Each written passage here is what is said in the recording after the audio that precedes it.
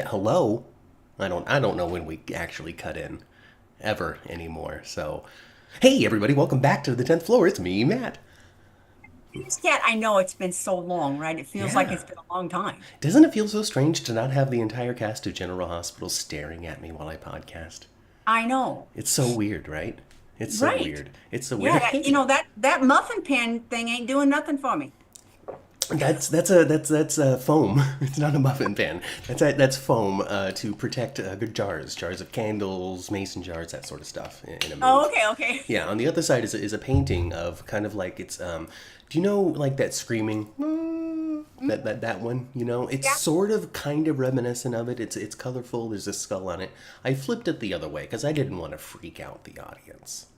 So it's the kind of art that you see in a tattoo studio. Just sort of. I mean, I could show you if you're curious.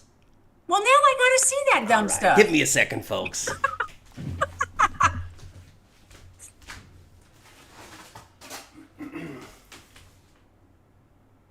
Oh, heck yeah. That looks like paint night at the tattoo parlor. Yeah, I wonder what it looks like under a black light. I've never looked at it under Like, a black light. paint and sip at the tattoo parlor. Yeah, yeah. Hey, everybody. Hey, get on out of that waiting room, folks. It's time to it's time to ascend all the way up to the 10th floor. Okay, I don't think they let Rick out of his hospital bed yet. So he's probably still up there, and he needs a visit from all of us here on the 10th floor. Who does? Kai? Rick and Kai and all the people in the hospital. Oh, I don't think Rick's there no more. Oh, did they let him out? They might have. I Whatever. don't know. I don't know. I moved this week. Hey, Chandra's here. Rochelle, Lee, hello, Lee, Jeannie, Billy, Michelle, East Coaster. Look what happens when we start 20 minutes late. Everybody's here. Sandra's here. I'm Michelle, grateful that y'all didn't give up on us. We've been kind of ghosting a little bit.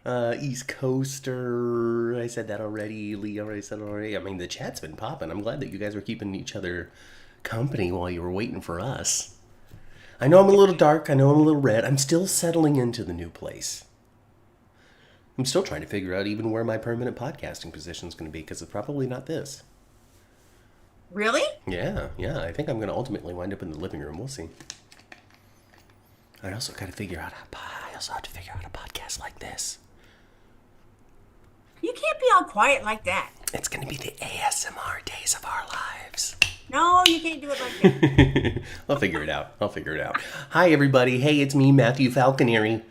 I've joined the Falconeri family because Lulu still loves Dante, and somebody needs to go find Rocco. Rocco is passed out next to the rocks. He has drunk too much grog and has completely fallen out, and somebody needs to go get him. I tell you what, that grog has done me some disadvantage before too. Has it? So yeah, Yeah. that stuff goes down so easy. Especially when you're a nervous 15-year-old boy who doesn't Oh my really want to gosh, be there. you can. I think I didn't pass out next to the rocks, but I drank too much of that stuff on my 50th birthday and made like a big old like igloo thing. You know those big old orange igloo things that you see on the back of a maintenance truck or something? Yeah. I made Like one of those like full of a that truck, same stuff, grog stuff. the truck bed cab thing. Yes, Yeah. yes, with the little spout on it, right? Yeah, and I made one of those on my 50th birthday, oh my gosh, yes. but I didn't call it Krug. It was Bahama Mama. But it Bahama was the Mama. same damn thing. A bunch of fruit punch with vodka in it. And goodness, and it just went down so smooth and created a very forgettable night for you because you can't recall what happened. Yeah, I can't actually. I didn't get too carried away. But man, yeah. But that stuff right there, what he was drinking now, like I said, it's very powerful. It goes down too smooth. Yeah, Especially if you're a rookie like him, yeah, you might find yourself passed out in the rocks. yeah, yeah. Boy, oh boy, Rocco. Hey, Michelle's bringing us a Stone Cold and the Jackal update. You want to hear one of those? Sure, I do. Michelle says, "Did you guys hear that Stephen Bradford's podcast is going to go to Patreon exclusive?" And she's pretty disappointed.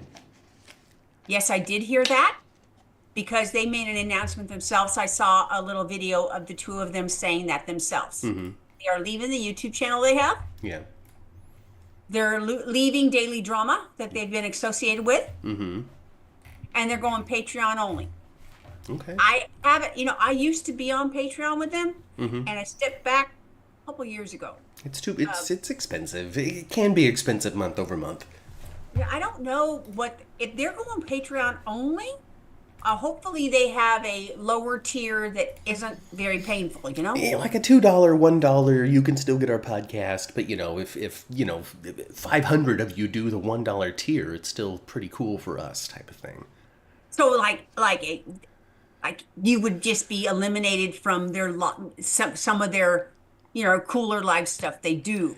I'm sure it has I sure it has 3 or 4 tiers, We'll but have to I check hope it they out. have a cheap one. I hope they got a $10 one We'll have or a to check. $5 We'll one. have to check it out and see if we can bring the hard news here on the 10th floor when it comes to the Stone Cold and Jackal. That's awesome. Whatever it is they're calling themselves And that nowadays.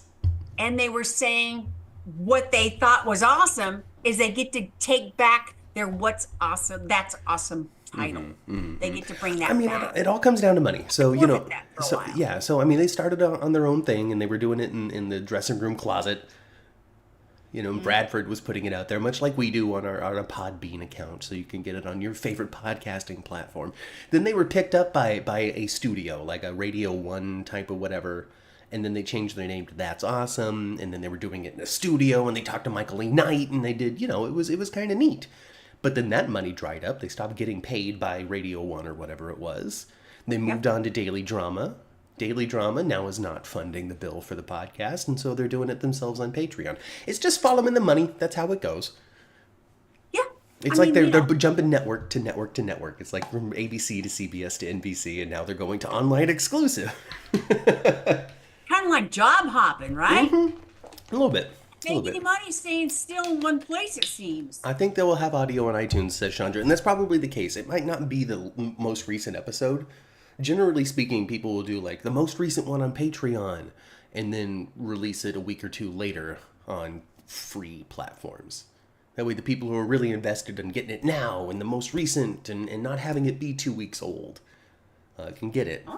But they just have to pay a couple of bucks. Hey, Queen of the South. Anyway, let's talk about the Well, they show. sure didn't mention that stuff 10 days ago when I went and saw them. Yeah. No, they did not. So it just came up. So hey, let's talk about the show, Ma. Let's talk about the show. All right? I'm Yeah. Matthew Falconeri for a reason. The Falconeri family is on fire. Literally. All right? Somebody needs to put them out. But Lulu is spiraling, and she's not wrong about this whole article thing. I don't think she's wrong either. I'm on Brooklyn's side for the article, and I mean, excuse me, Lulu's side for the article, and Brooklyn's side for the baby. Well, I'm not 100% on Lulu's side even for the article No?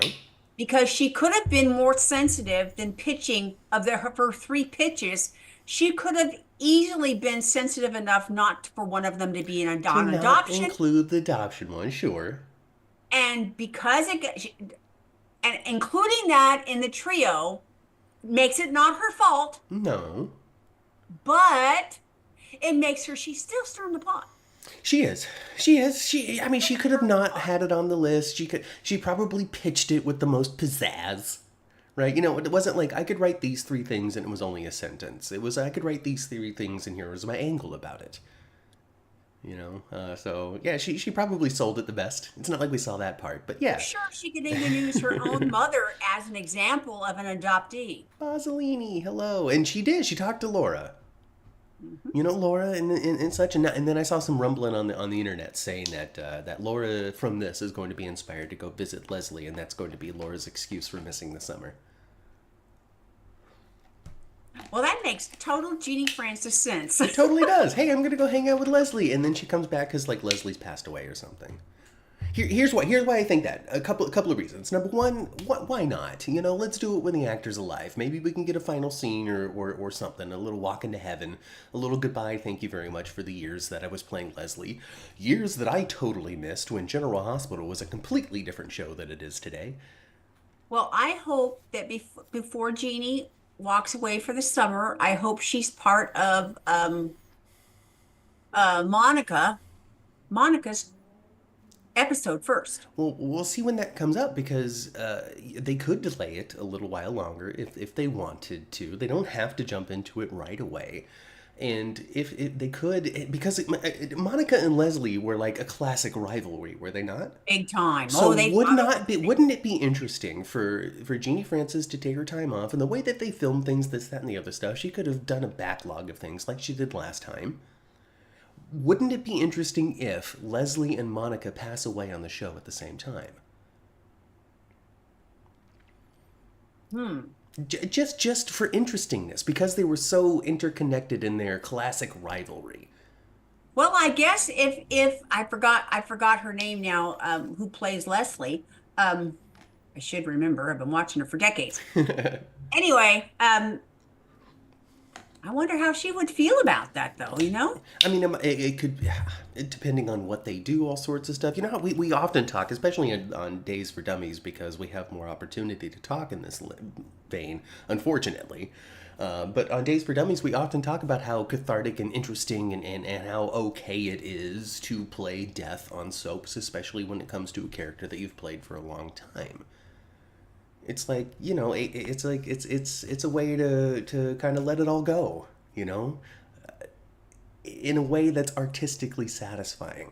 I have been this person. At least this is how I would approach it. I've never been on a soap, but if I played somebody for 20 years and they invited me to play the death of this character that I embodied for 20 years, I would be interested in that because it is conclusion and closure for something that had been a big part of my life. Death is a part of my life. Would I not be interested in playing the artistic interestingness of the death of the character that I was for so long? I think it would be an artistic endeavor. That's just me. I think it would be an artistic endeavor too, but you know, you'd have to be completely satisfied with that source of income forever drying up. But when you are Denise Alexander, thank you very much, chat. But when you're Denise Alexander, you're not getting the Leslie money anyway. So this is your last Leslie True. money. It's not, I don't think she's been depending on that gig for a long time anyway. No. So I would say that when you're in the position of Denise Alexander, it would be interesting if, you know, I come back for these last couple of paychecks too, so that ain't so bad. And then, you know, if it's written well and I get to play it, then I get to do scenes. I get to have my final scene with Jeannie Francis that I love so much. Yeah, you know, that's just my take. I don't know what you people think. Nobody's talking about it, so they don't agree with me. Well, you know, when Leslie, not Leslie, but when Monica finally passes away and they have her walk away with somebody, I hope it's her and Alan walking away together. Oh, yeah, get a little body double of both of them. Absolutely. Yeah. Easy peasy to be done. Yeah. Well, East Coaster deciding to chime in because I need validation and attention, and they recognize that, and I appreciate it. Matt, your idea is very poetic. The fans would be devastated at losing both Leslie and Monica at the same time, but it certainly makes for dramatic television. And you know what, to make it a little bit funny would be? Like, they see each other on the stairs to heaven and like give each other a nudge. Something, you know? Oh gosh, that would be ridiculous. Trying to shove each other down this flight of stairs. Crazy back in the 80s. Oh, it was fun to watch. St. Peter has to fly in. Man. When you know, I recognize they would go after each other's man, and even if they weren't interested. What a different show GH was back then, right? I mean, this was before the WSB and the mafia and all the crime all that stuff. It was about General Hospital. It was about drama in the hospital. Leslie was a nurse, right? Monica was a doctor. I was actually read something about General Hospital this week and some old footage and stuff. And they said that, you know, before Luke and Laura came around and Adventure became part of General Hospital, they never really passed the 7th floor. The 10th floor has not been a big anchor for the, you know, typically we're on the 1st floor or the 10th floor. It's true. We had the 8th floor this week, for sure, hanging out on the 8th floor. It was interesting that I saw that back in the day, Jesse Brewer was right there on the 7th floor all the time. 7th floor nurses station. Chandra thinks that the show likely wouldn't foreshadow the death of Denise Alexander by doing the death of Leslie. I agree. I understand that sentiment too. The only reason why I think it would be appropriate in this round is just because of the timing of the whole Monica thing. Yeah, the Monica thing. That's And all. yeah, Jeannie is going to leave for the summer. She always does. I'm sure she has that completely built into her contract. Was Leslie a doctor? Well, then Dr. Leslie it is. I don't know. Yeah, she I was. didn't watch none of that stuff when she was on. The only Leslie I've ever seen was when she came back for the 49th or 50th or whatever it was, Yeah. that one anniversary When episode. she was, and I remember her so clearly because her COVID hair was so distracting. Remember her COVID hair? She had COVID hair big time. It was gray to here, dark brown to here. I mean, she That had is some so funny. COVID hair going on. Oh my god, that is super funny. Just like Rachel Ames, aka Audrey, she's 95. No, for sure. Yeah, Audrey Weber or whatever her last, Audrey Hardy, whoever she is. Audrey Hardy, of Audrey course. Hardy. That character Grams is gonna be in Port Charles up until Rachel Ames passes, and maybe the same thing for Leslie too. Like I said, the only reason is because of the timing of Monica. You know who our cover guy is this week? Who is it? Congressman Cad and his crazy weekend. Oh my gosh, man! I had a feeling that was going to backfire on those guys. It didn't want to do it. It's solidified now. Now Drew's been victimized. Exactly. Somebody's drugged me. What do I do? Yeah, he's been victimized now. Gosh. But watching all that stuff go down was great soap opera television. I am so pleased with Cameron Matheson recently. I gotta be honest. I don't know who pulled him off to the side backstage and said, "Hey, by the way, you're playing the bad guy, bro." And then he's like, "Oh yeah, I guess I am." And then like figured out what to do. But like once Cameron Matheson learned that he wasn't the charming hero who was just misunderstood, he figured out how to play this guy, and it's really been working for me. And I sucking shots out of that hooker's belly button. Classic. The phrases I get to hear podcasting with my mom. Oh my goodness gracious! The Savoy, what a place to be!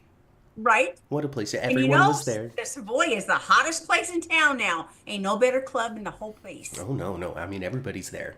Everybody. There's a line at the door. They're judging you before they even let you in now. We got the Butabi brothers being thrown out at the door, because they're not allowed to be in. Do. We're going to the Savoy tonight. No, they don't get let in. But we got Lucas there. We got Marco Polo there. I did it for you guys. I did it for you. We got Jocelyn Jax is there. Okay, I believe. I don't know. Was Trina and Kai there, or were they getting all surgery-ified at the time? I can't recall. No, I think they were there. I mean, it was just a party. It was a party at the Savoy. It was a party. And Drew. Even Anna was there for a little bit. Oh yeah, hanging out with Professor Dalton. Yes. Oh, and you know that skirt that she had on? That was really cute. I loved Just a it. cute little number. And Felicia's just so dedicated to the job, she just couldn't be there. Like, I'm waiting for this insurance company to call. I can't go party, Anna. Just dedicated to the craft. I guess her and Stella are in good. They're like competing, with each other. Well, Stella chose right when it came to passing the patient advocate torch to Felicia, and it works. It works for Kristina Wagner, and it works for Felicia as a character because they don't have to try very hard to get her to do something with a character. Like, I like Kristina Wagner. I think Felicia is charming. I enjoy her perspective and point of view. She walloped Peter on the head and killed that man. She sure did. She sure did, right? There's a lot to respect about Felicia. So I like it's like running Bobby's. But she's behind the counter at General Hospital, dispensing advice, there for everybody who's sick. But you know what, Matt? We cannot leave cruddy Congressman Kane yet. Oh no, it's connected. We cannot leave him yet. No. Oh my gosh. I just, all of it, I thought, oh, maybe Snow White's going to have, have her eyes open there for a little bit. Not But yet. no, because that mess backfired and I had a feeling it was going to backfire. I had a feeling. I had a feeling that he was going to go, no way, no way, no way. I don't remember anything. I didn't drink that much. Wasn't I'm me. not an over drinker. Something happened. It wasn't I'm me. on a hightail it to GH and get myself a blood test. I I can't knew believe that you was going to caught be. me red-handed sucking on that hooker's tummy. It wasn't me. How could I forget that I had given her an extra key? Come on, everybody, get with me here. I'm. So, yeah, it's not so easy for Nina to get caught. I don't think necessarily Nina is going to get Well, caught. Tracy's getting blamed first because she was the last person that Drew had interacted with. Right. And it was It's so easy to Tracy. get my name back just over to the Sonny thing. Aw, crap. She was just trapping me. Oh, he's gonna blame Tracy now. He's Oh, gonna yeah. Well, he already did a little flashback of Reno. and already like, unfortunately, Willow was already like, okay, see you at home. Mm-hmm. That happened fast. And when Carly first came to go see Nina, Mm-hmm. oh, she was giddy, wasn't she? She was Yes. like, man, you did it, girl. Yes. She was Yes. giddy. Very much so. But I'm sorry, I got just temporarily distracted. Yahoo Entertainment wrote a whole article about how Geo took his shirt off this week, and I got distracted by that. I apologize. that's kind of lame. I'm sorry. The boy has become a man. Gone is the floppy haired goofiness, and hello, Geo. He's alright. Anyway. They're gonna point to Tracy. Tracy, of course, being Tracy. She'll be able to get away with this no problem because she didn't do it. She'll be able to deflect, prove that it wasn't her. Oh, come on, Drew. That's not my style. What I mean, when have I ever? I withhold medication. I don't give it to people. All this sort of stuff. Hmm. So, it'll probably be short-lived. The Tracy being blamed for it, and then I don't know. I don't think that it's going to jump to Portia before it'll jump to Nina. So it's going to get I real tough for agree. her. I agree because I think uh Cooper Mm-hmm. would throw would throw Portia under the bus faster than Nina would get caught. Too bad Portia wasn't at work when Drew went in to go get his ketamine tested, because she could have been like, "Hey, Brad, by the way, there's this test coming in from the congressman that I need you to alter." That's true, huh? Mm-hmm. Mm-hmm. Oh Mm-hmm. boy, that's too bad. Yeah. Yeah. Oh, it's too bad that Nina or Carly couldn't have run some kind of interference. Hey, this jackass is on his way to get a blood test. Fix it for us. You gotta do. Hey. I guess they don't think. I mean, See, because Nina's devious, but she's not smart about it.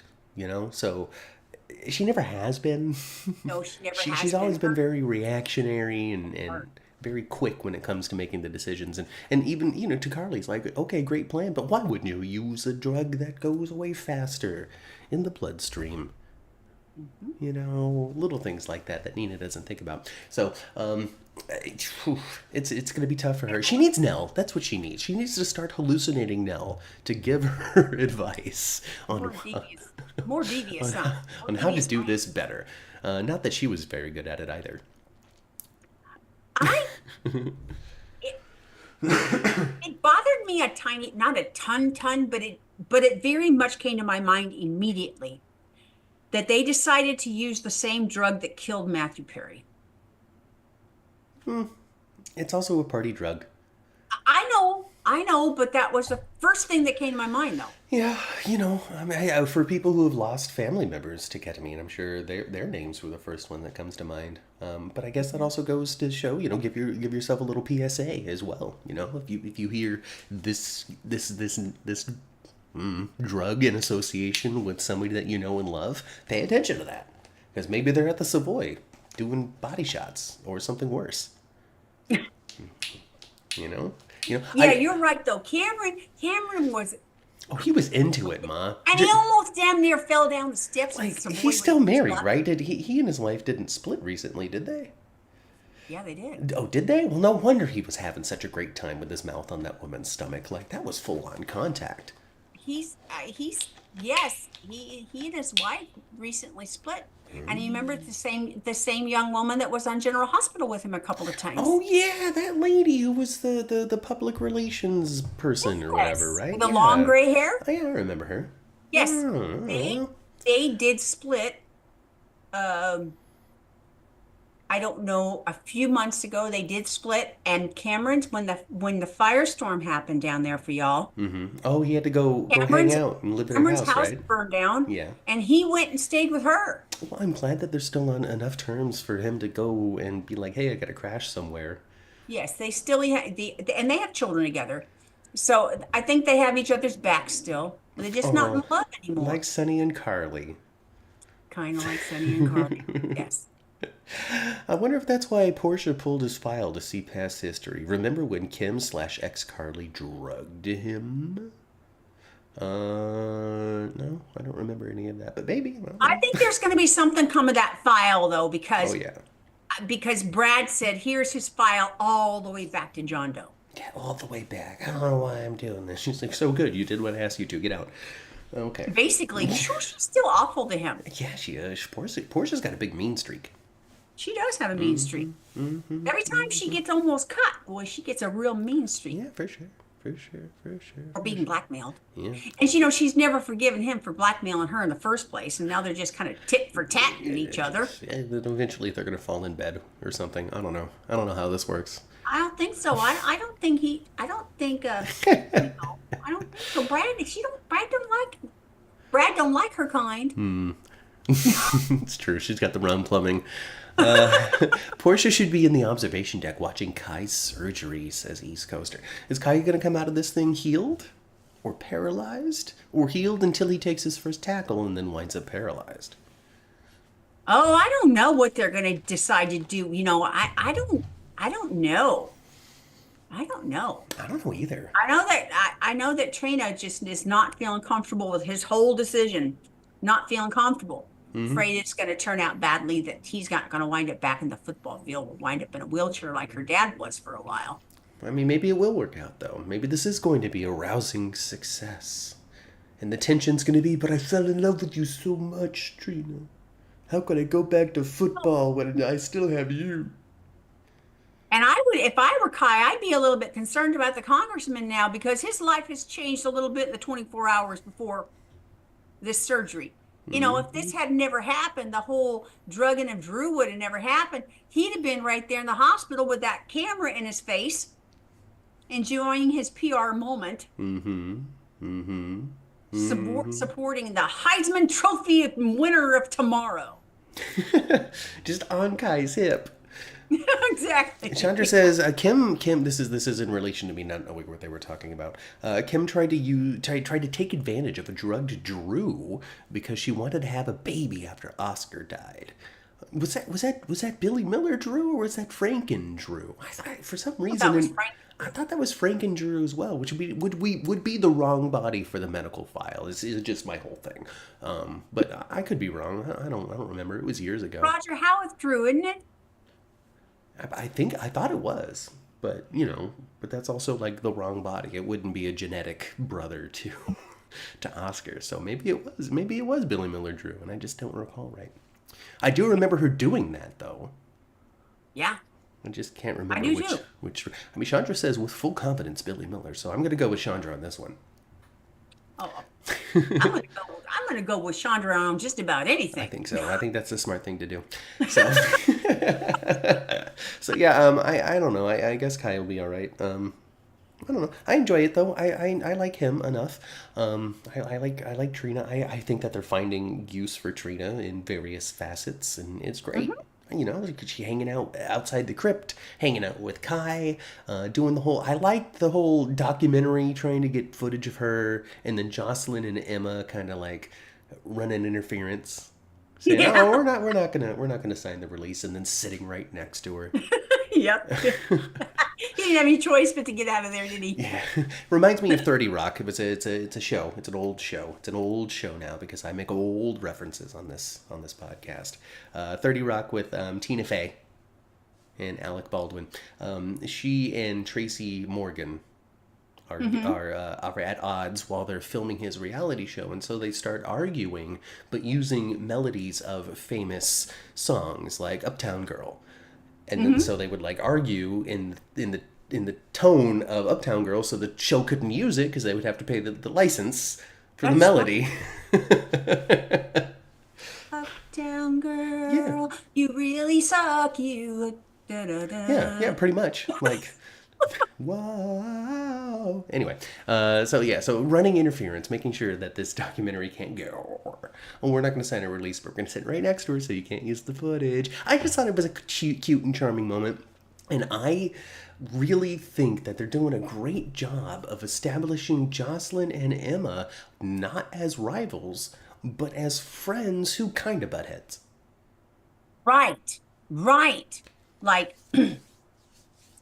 they have each other's back unless they're stabbing it themselves. Well, I mean, so Emma's focused on her career, I guess, unless she's got some sort of ulterior motive that we haven't been...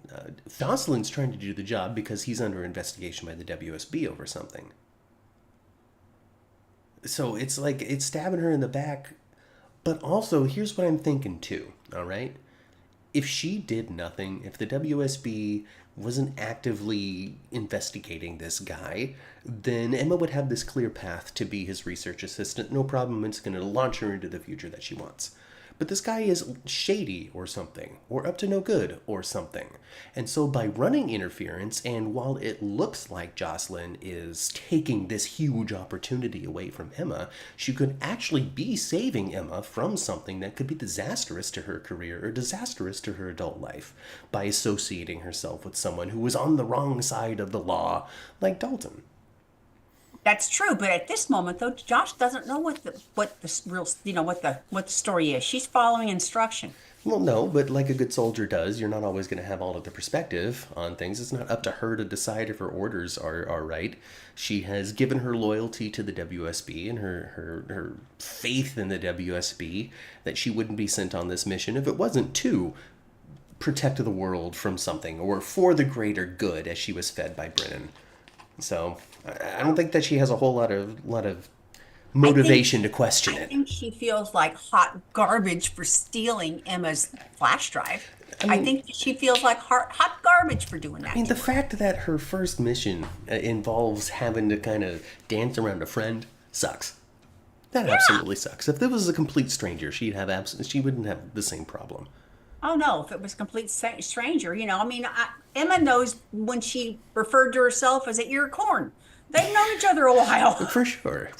But also at the same time, and then Emma also, there's the risk too. If Emma finds out that Jocelyn did this thing, she's got to cover it as I academically sabotaged you for my own academic needs, because she can't tell Emma what's really going on because of the whole secret part of the WSB. Right. Maybe the videographer will be more interested in digging stuff up about Drew, says Aisha. Oh, maybe.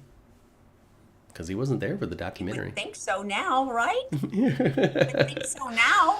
I mean, if he was just, remember the reporter, what was that, Schultz? Smoltz. Smoltz? The smart and final guy. The smart and final guy, yeah, he's a rich sucker now. He knew when to navigate into his own lane. Mm-hmm. Totally. Absolutely he did. Oh my gosh. Smoltz, I miss that guy. They should bring him back. Big time. Oh goodness. Oh gosh. I think Kai isn't going to make it, says East Coaster. I don't think that they're going to kill off Kai. That would be 3 dead boyfriends for Trina. Poor girl. Yeah, yeah. Josh and Trina are tied for died boyfriends right now. Yeah, and we don't need, like sincerely, I think Trina would, move to Ohio or something if a third boyfriend were to just keel over and die already. Because she's like, I can't even get a year out of these guys. She just have to move to New York and go and do the art stuff in New York. Yeah, I don't. Or go to Paris, where her and Spencer. I sincerely think, Rory He died very quickly. Spencer, it took a little while, but he died too. But she was not in love with Rory. No, I know that. Wasn't. But still a dead boyfriend. That died pretty quickly. Dead And then boyfriend, Kai dying on the operating table. Boom. That's it for Kai. That's also very quick. And so basically at some point, I would think if I was Trina, something is really wrong with dating me. Well, yeah.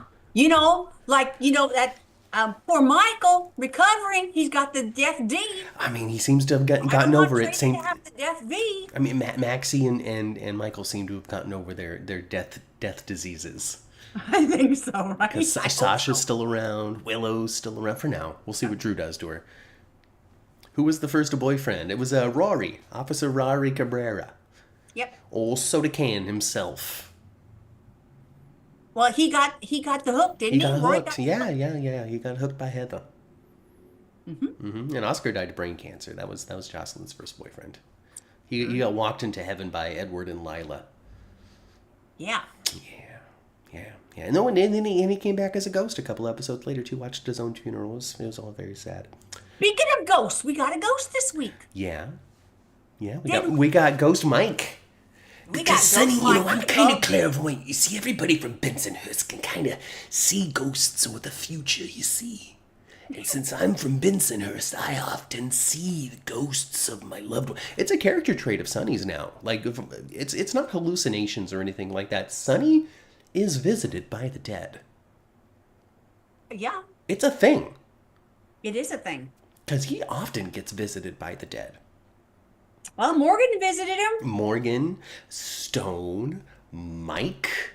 And these are all people that visited him just while I was watching. And there's probably been more than I'm not even thinking of. I don't I know. don't know. Maybe Dahlia's shown up or something. I know we had Ghost with Curtis. Curtis had his Ghost Irene visited Curtis. I remember that. I do remember that too. Cyrus was a ghost for a moment. In hell.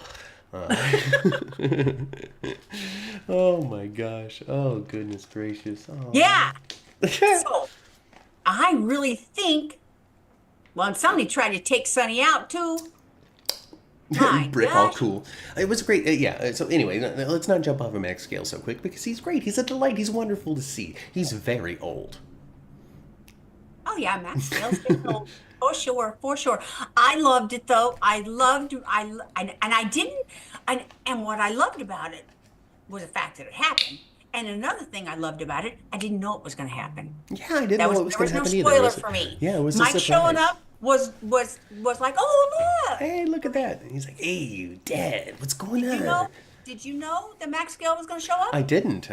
No, the only reason I knew before I watched is because I looked at Twitter on the day, and so they did a good job of keeping it quiet out there in Twitterland. I liked how they quickly established that this was Dreamscape when they panned across the counter and showed mugs for Kelly's instead of Bobby's. Ta-da! Yeah. That's why I wore this today. Yeah, because Max Gale, not Max Gale, yeah, he wasn't playing Mike at the time, but the other guy was playing Mike. He was behind the counter at Bobby's forever. When it was Ron Hale, yes. He was behind the counter of Kelly's. He ran that place and advised everybody for a long time and fought with Sonny in that environment quite a bit too. Yeah, often. Very often. Very often. Sonny was always mad at him back in the day. He was constantly mad at him because he was always having to get his dad out of hot water, out of his gambling crap. He was always having to pay his bookie off or, all this stuff. So, and then like he was saying in his visit, I wasn't there for you. No, I set you on this path by being a deadbeat, Yeah, well, he kind of did. and I'm not okay with that. And because he was a deadbeat, that's why that other SOB was able to abuse him. Yeah, I mean, Mike wasn't wrong by not being there. If he was a more, straight and narrow guy who had his act together and, had a solid relationship with Adela, I guess. That dude's name was Deke. Deke. He was an awful son of a gun. And he treated Sonny very poorly as a child. Yeah. And that wouldn't have happened if Mike would have been around. Your sound is going out and in. Is it mine? Whose sound? Be more specific. Thank you. Whose sound is it? Well, I don't know. They didn't say. They said your sound is going out and in. So just let me know if it continues so I can play with options and stuff, because I'm not seeing anything weird on my end. That's all. Not yours. I'm sorry. I was reading the chat. I should have said, you're confused. I'm sorry, Ma. I was reading the chat. Tracy's Fractured History and More says, your sound is going in and out. But I don't know who yours is. Is it both of us? Is it just me? Oh. Is it Mom? Well, you know I can't do a gosh darn thing from my end, so. No, you just sit there and talk about Sonny and Mike. Pretty That's what much. you got to do. And that's all I expect out of you, too, because you do a good job with it, Ma. You do. It was cute. It was wonderful. It was sweet. It was good to see. You can tell that Maurice Bernard really loves Max Gail. Max Gail. There you go. I can't remember nothing when I'm podcasting. I got the real same beat too, especially at the very end of the scene. At the very end of the scene, I thought Maurice digs the hell out of him. Okay.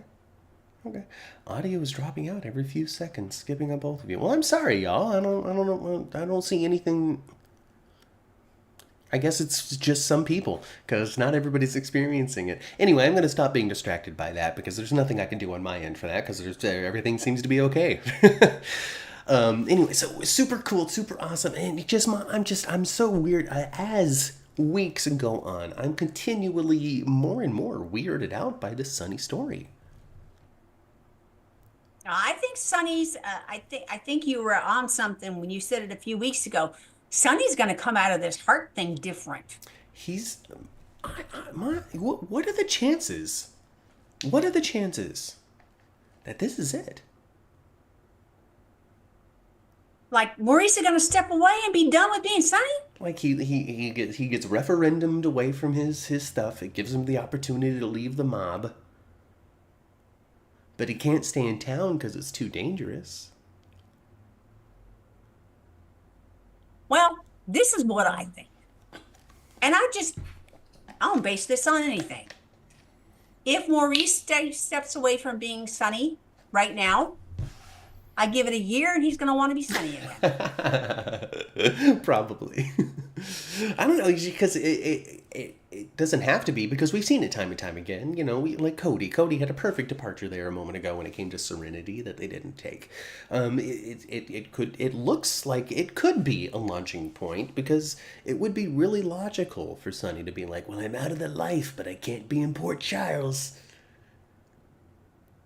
What am I gonna do? Just go to the grocery store? Gotta go somewhere else. I think it's just possible that could be a direction that things are going in. Is it true? I don't know. Would we ever know that Maurice Bernard is on his way out if and only if they went the John Cena route, which is, this is my last year, you're going to see me do this. You better pay attention. I either see the big announcement of these are my final stories. I'm out at the end of the contract. Watch 2026, the final year of Sonny, just for example. I'm not saying he's actually on the way out. I'm speculating. I wonder when his next contract comes up. I don't know. I don't know. I'm just sitting here spinning. It's just because it's an interesting story for Sonny, because it's clear he's not going to continue with the mob after this. This is the end of the mafia story. There's no doubt in my mind. I'd be surprised if it's not. There's no doubt in my mind that this is the end of the mafia. So I just don't know what Sonny does if it's not involved in some sort of organized crime, because that's what Sonny has always done. Wouldn't it be a crazy spin if Sonny winds up in the police department in some way? I doubt that. I see him behind the counter at Bobby's faster than being at the PCPD. Well, maybe he can open his restaurant and have it be real, not just the front. I can't actually, just Pizzulo's is alive and well. Maurice Bernard is a fan of The Godfather. Vito Corleone took a step back too. And then he died playing with his grandkid. Heart attack right there in the garden. All that olive oil caught up to him. Was anyone surprised that Brick took that assassin out? I thought he was strictly a tech guy, but he had a gun with a silencer? I think that Stephen A. Smith had the best day of his life on that set. I tell you, didn't he? I heard that Stephen A. Smith was going to be on some nighttime thing as well. Oh, well, good for him. I don't know if he's going to have a role or he's going to have just like, a guest appearance, but he's going to be on some, Law and Order, one of those shows. Hi, Jeannie. Did I say hi earlier? Hi, Jeannie. Yes, I thought, and the way he kind of did it under his arm was, it was Well, cool, he comes in right? with the gun like behind his thigh, right? Because he's like, who are you? I know you're here to hurt Sonny. I saw a drop of blood outside the closet, which means you're bad. Then she pulls the gun. She pulls the gun faster than he does. He should have gotten shot twice. But, whatever. It's drama. It's TV. Who cares? But Stephen A. Smith, he got the cool guy shot of the week, right? Like, Yeah, he did. he's so cool. And then his face, like, doesn't break. He's cool like a brick.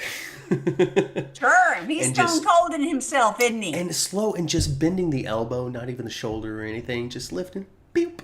He just, like, when it comes down to it, if you're a dude, and Stephen A. Smith is kind of a dude, you know what I mean? He's a dude. He's a sports guy. He's a dude, right? He's a dude. So when you're a dude and you get to do that, you're like, oh, cool.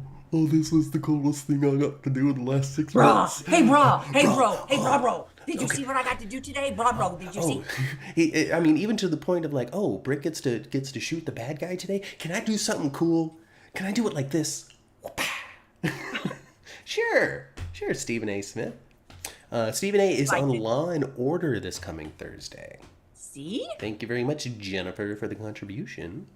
Hi, Jennifer. Stephen A. Smith's just starting to do a guest spot on Law and Order. Follows up with East Coaster. Well, actually, a little bit earlier, but thank you for that. Keita's here. Hi, Keita. Maybe Sonny will become mayor after the voting. You're out of the docks, but you're mayor now. Luke was the mayor. Why the heck not? Why not? Ned was mayor. We just decide who in the cast is mayor this time. Luke was mayor once upon a time. Because Laura's Now if Sonny becomes a mayor, they're gonna for certain say that Laura and he are sitting in the same pocket. There is only one person that is going to be mayor once Laura has to vacate the seat, and her name is Jordan. Mayor Jordan Ashford is going Jordan really miss being a cop, though. I She know. likes missing all that stuff. But she's going to be in a position where she has to be mayor while also, well, Sidwell, you're in such a position of power. It's wonderful. It's great to have such a friend able to do such wonderful things for the city that I want you to do. You better. You're getting Sidwell down. I'm trying. You're getting there. Yeah, we'll see. It's basically Uncle Victor with just 3 notches down. He's much more deep. That's for sure. Much more deep. Anyway, so I can see the tension and the drama there with Sidwell, with Jordan in his pocket, necessary sort of, being his, what should she call it, her lobbyist. His lobbyist out there just saying the good words, singing the good phrases and praises of Jen Sidwell. I'm looking forward to the nurses' ball because I think some Sidwell nonsense is going to go down. Absolutely. You can't have a nurse's ball without some sort of nonsense. Right. I want Holly and Robert to bust into the nurse's ball, chasing him down because they've been investigating something. Freeze! Right there! I'm Robert, and I've got you in my sights. He and Holly, huh? Yeah, and then Sidwell tries to run away, but then Holly's in the doorway. Boom. Not there. Stop right there. Oh, Robert, we've got him. I miss them. I miss them so much. I miss all of the characters I can do impressions of. I even lost Michael. I don't even have him. I know. Yeah, and it's gonna be a new Michael when he returns. I know. I hope he's got something to make fun of. I mean, make fun. I hope he has to. And remember, you're not making fun of him. You're just. I'm making it Not fun. making fun. It's making it fun, like always. Making it fun. I'm making it fun. East Coaster says, correct me if I'm wrong. Oh boy, East Coaster, boy, have you opened the door there. But didn't Maurice Bernard state publicly he was exhausted with the mob's storyline? It was affecting his mental health? I don't know if he said that publicly, but it seems like something he would say, though. I do recall him saying something like that, but it was some time ago. Yeah, well, maybe it's taken some time for him to convince the show to do it. That might have been the reason why they wrote in Cowboy Mike for a minute. It might have been. He should do that. Do that. Make him Cowboy Mike again. I'm with it. Yeah. I really am. I liked Cowboy I Mike a thought he lot. looked damn fine in that black Stetson hat. Everybody makes fun of Cowboy Mike, but I thought Oh, he looked Cowboy damn Mike was fine for that great. thing. And even Cowboy Mike and Nina was a lot of fun. What can I say? Ah, poor Nina. Ah, Nina. She still has a soft place in my heart, even though she's not up to much. I mean, I know she did a big thing this week, but overall, she's not up to much. Well, you know what? When she gets busted for the ketamine, when that happens, and she's going to get busted, and she's like, okay, point of no return, then she'll admit that her affair with Drew, that they were doing the nasty on the floor of the Crimson offices. So that'll be the time that she lets that go because it's going to be her. She don't have any. That's I've the got only. no other That's the only choice. claim she got left. Yeah, yeah, yeah. And She'll at have to use it. but at that point, though, like, isn't Willow so enraptured and enamored by Drew that it's not going to matter? Maybe. You know? Because I see the man who he is. That's who he used to be. Yeah. He's such a strong and powerful, wonderful person. I do think that Willow does have a very, very good chance of losing her children to Michael based on all of this. Yeah, and it's gonna be great. It's good. It really is. It's great soapy, good soap content. Like they're the soap couple, and they're gonna lose the kids, and they're gonna have to do something, or like I theorized, Drew's gonna do something to Willow because he's after Michael's kids, and I said why, and then somebody suggested Quartermain shares, and that makes sense. That's true. That's true. Even though they were born after Edward, they're still like. They still get something, don't they? Anyway. Sure they do. Willow say that Nina seduced Drew. I mean, it was a mutual seduction, though. But what Willow believes won't necessarily be the truth. Speaking of the truth, Gio wanted some truth about Sonny and AJ. Yeah, he does. Got some from Jason.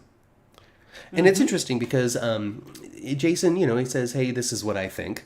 And then they make it a big deal when Tracy talks about it the following day. To say, hey, that is their version of events.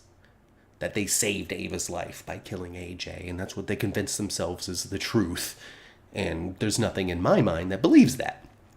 And it was interesting being on social media between the days because a lot of the audience, especially the commenting audience on Twitter, doesn't have patience for the next day. And so Jason tells his side of events. Sonny killed AJ to save Ava. And Twitter goes aflame with how dare they rewrite history. That's not what happened. AJ had already stopped strangling Ava at that point. He was begging for his life when Sonny shot him, which is true. It is true. But the other part's true too. He was trying to harm her. He was trying to choke her out. Oh, he was absolutely about to kill Ava. Yeah, he was. He totally was. I remember very clearly. Sonny absolutely Now stopped that. Jordan steps over the blood spot every morning to make her call. Yep, she does. Yep, absolutely. Well, that's where AJ died. Oh, goodness. So, both versions of events are true. I guess it depends on what the angle is that you're looking at. I just found it funny that Twitter has no patience for the next day because the very next day they address that thing where it's like, that's not what happened, Gio. Let me tell you. That's what they think happened.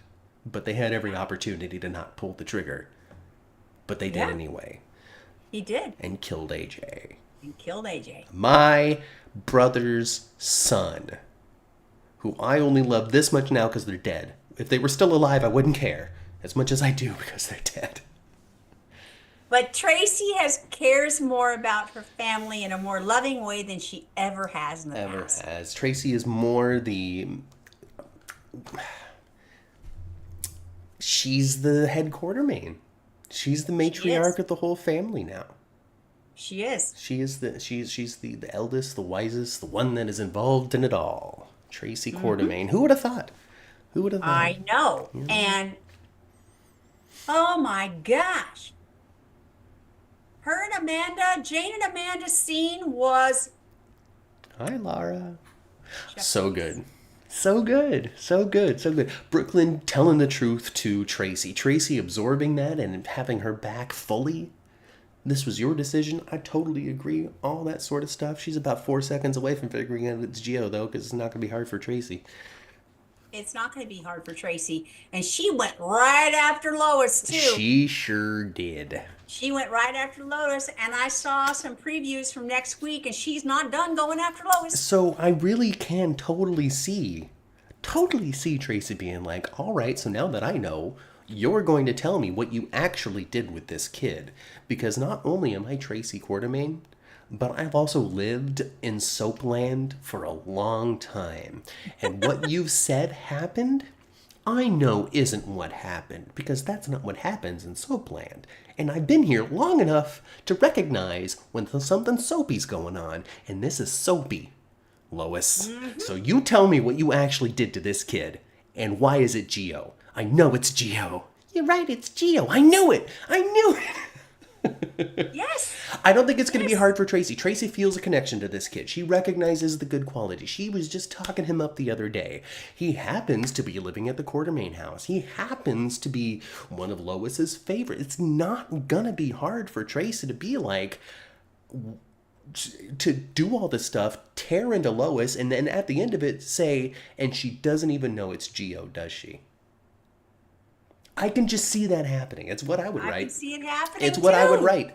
I would write Tracy tearing into her and ending with, and Brooklyn doesn't even know it's Geo, does she? Or the worst part is she doesn't even know it's Geo. That he's been here the whole time, or whatever.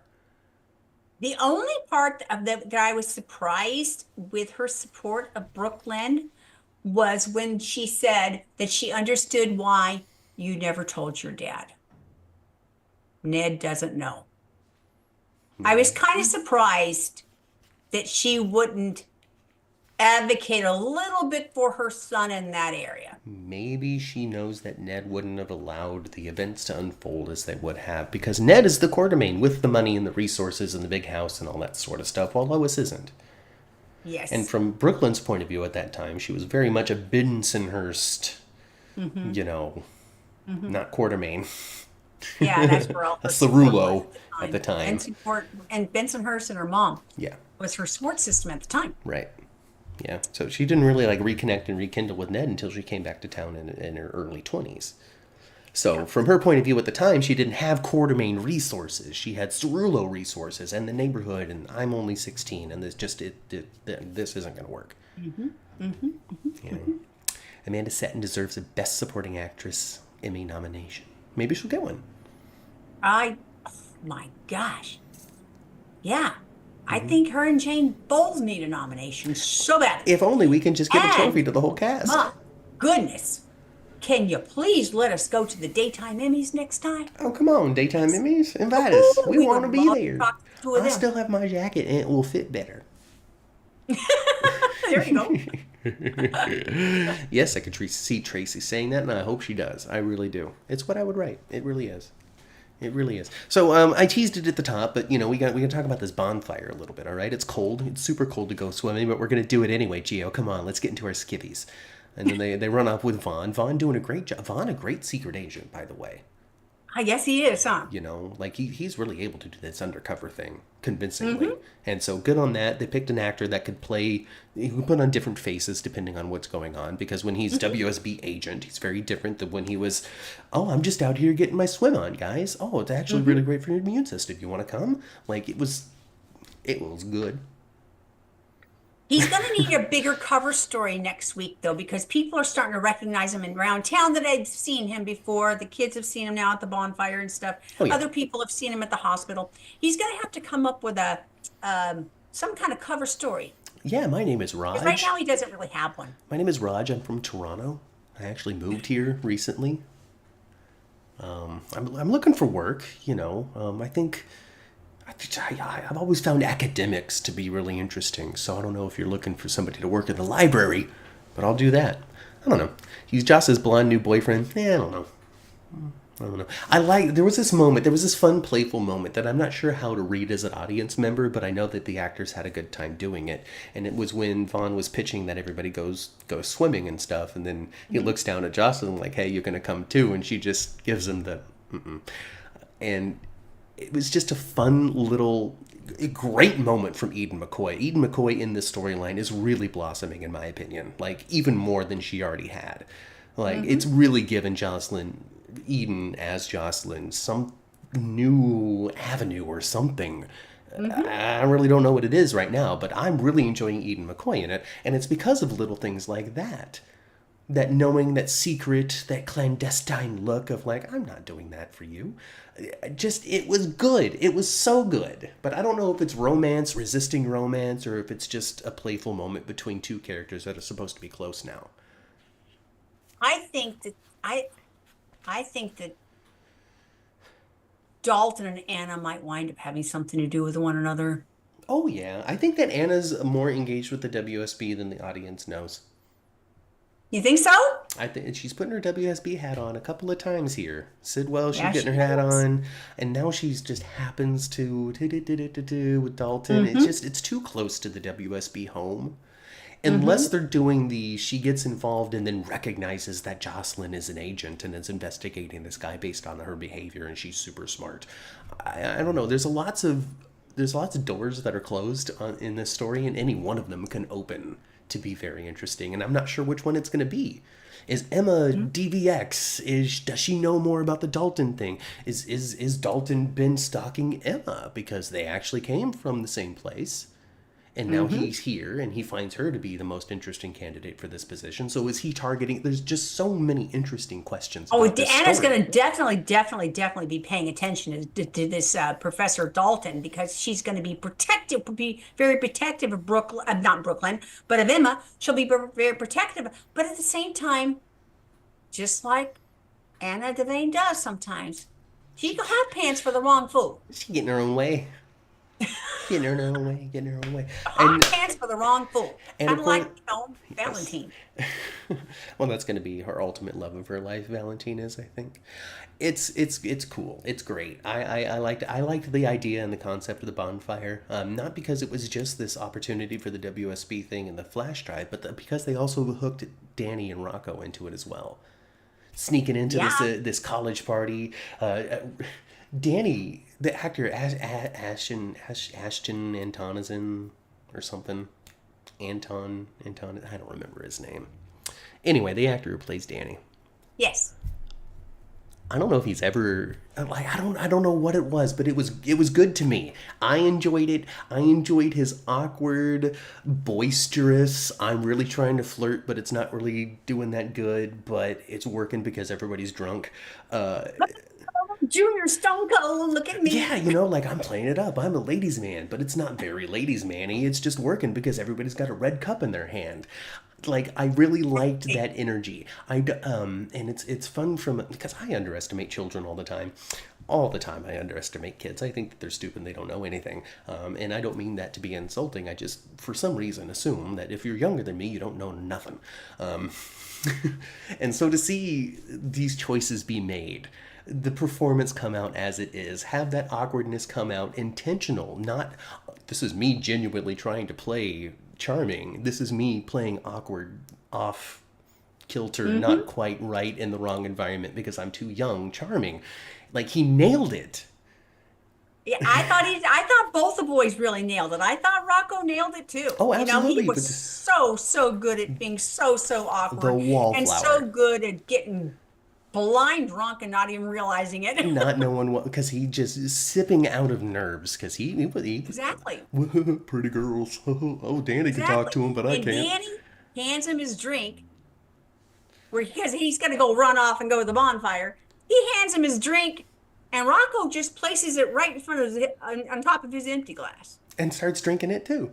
And starts drinking it too. And then we see him go back over to the jug one more time. One more time? Yeah, no. So, 3 big red Solo cups of that garbage right there. It's going to send you to the sand. see, here's the thing. But it did. Here's what's up. Here's what's up, all right?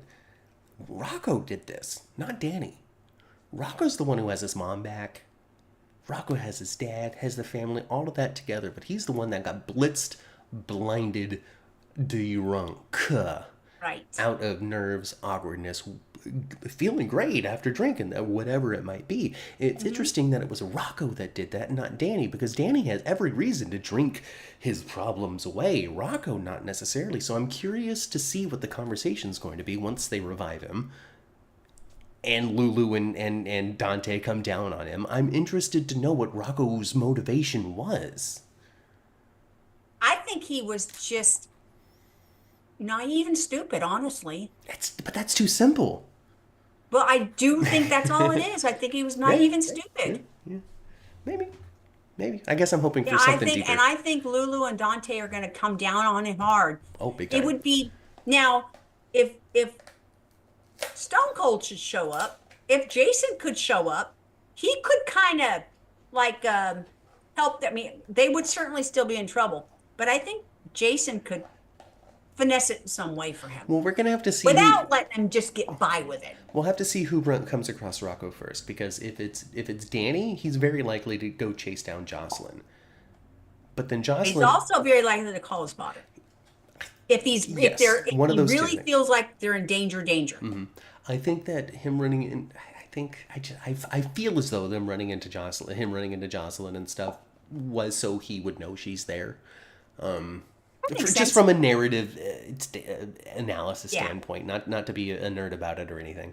But I think that they ran into each other, not just for the fun, we both weren't here, because Jocelyn also doesn't want Danny to talk about the fact that she was there. Not that she necessarily needs to hide it, but it doesn't need to be the central focus of regardless. He knows she's there. She's the closest person that could help. I can totally see him seeking her out if she's available. Now, if he can't find her, then totally he would call Jason.